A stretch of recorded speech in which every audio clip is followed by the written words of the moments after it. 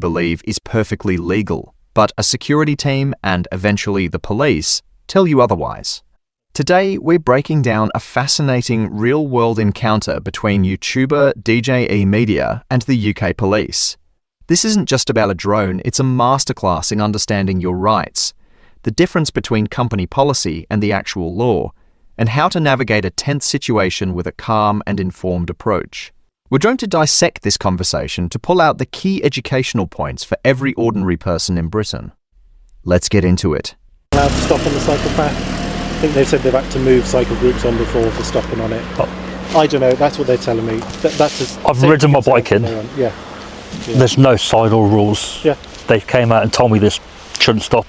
Yeah. I said, where can I find that rule if I didn't speak to you? How would I know? Okay. They can't provide anything. Yeah. So I said, well, in my opinion, I'm entitled to stop on it. Okay. Right. I did say I'm happy to ride up and down and fly. Yeah. Right. But it wouldn't be the best thing to do. The scene is set on the grounds of a magnificent historic estate.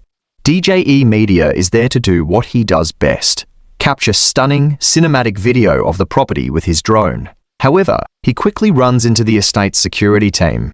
The initial conflict revolves around him stopping on what he believes is a public cycle path to operate his drone. Buckle up, because this case is more than just a drone dispute. It's a crash course in how the average person can face down authority with nothing but knowledge, patience, and a cool head. DJ Media walked into what seemed like a peaceful day of filming, only to be met with escalating accusations.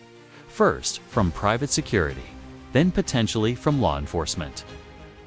What unfolds is a rare moment where rights, property laws, and drone regulations all collide in one tense standoff.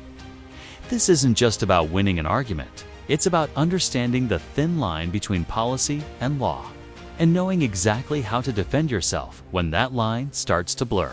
Security insists this isn't allowed. Things escalate when a security guard physically puts his hands on DJE Media to turn him around while he's piloting the drone.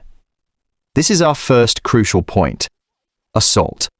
Unwanted physical contact, no matter how minor, can constitute common assault. DJE Media calmly tells the guard, "I'd just like you to get your hands off me." He remains composed, which is vital, but he is firm in asserting his right not to be touched. The security team then calls the police, claiming DJE Media is trespassing and causing a disturbance. When the Wiltshire police officer arrives, the tone shifts completely. The officer is calm, professional, and open to discussion. This is where the real education begins. The officer introduces the potential police issue.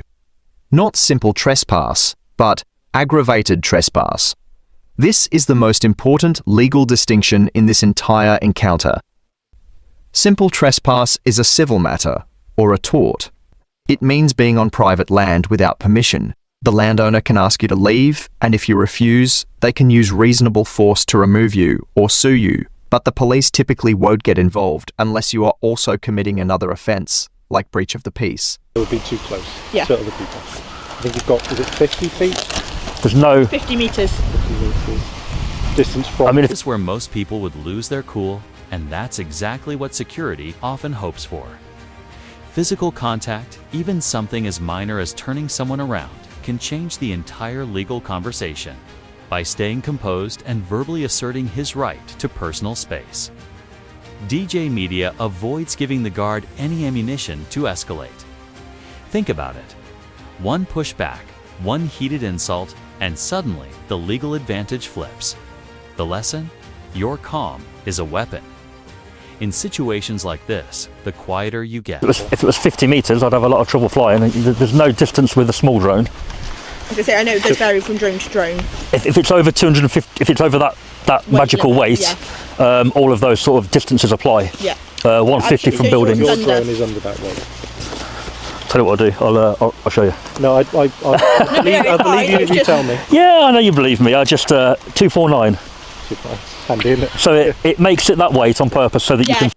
Aggravated trespass, however, is a criminal offence under Section 68 of the Criminal Justice and Public Order Act of 1994.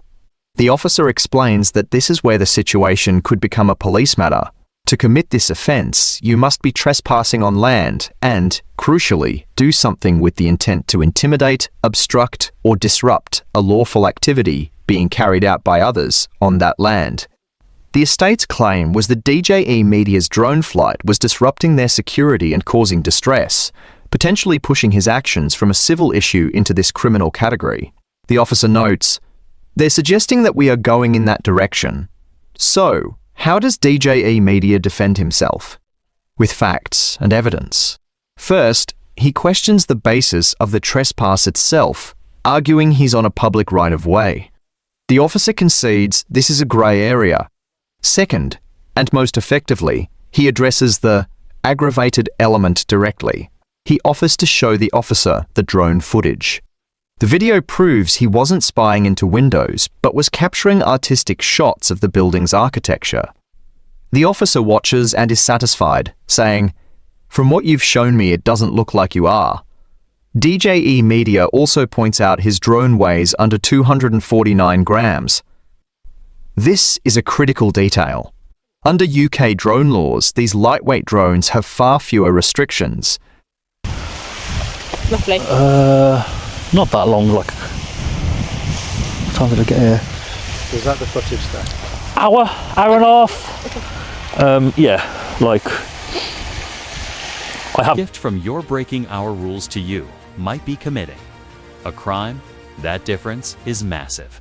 Civil trespass is basically a property dispute between you and the landowner. Aggravated trespass, on the other hand, can mean cuffs, a criminal record, and a court date. The scary part? It's often subjective, relying on someone else's claim that you intended to disrupt. This is why clarity and evidence are everything. You can't control accusations, but you can control the record. I went a bit closer than that, but that was when I saw the statues, but you can see from that, you're never going to see in a window that sort of, especially with the sunlight. It's a nice shot. And there's a faraway shot. Another faraway shot. So how close do you get? If I try and show you, that's a different file. They can often be flown closer to people and property than heavier drones, which strengthens his argument that his flight was being conducted legally and safely. He wasn't recklessly endangering anyone he was operating within the specific rules for his equipment. The conversation then becomes a hypothetical discussion about where the legal lines are drawn. What if he launched from a public road and flew over the property? The officer agrees it's a complex area where privacy law, air rights, and trespass law all collide.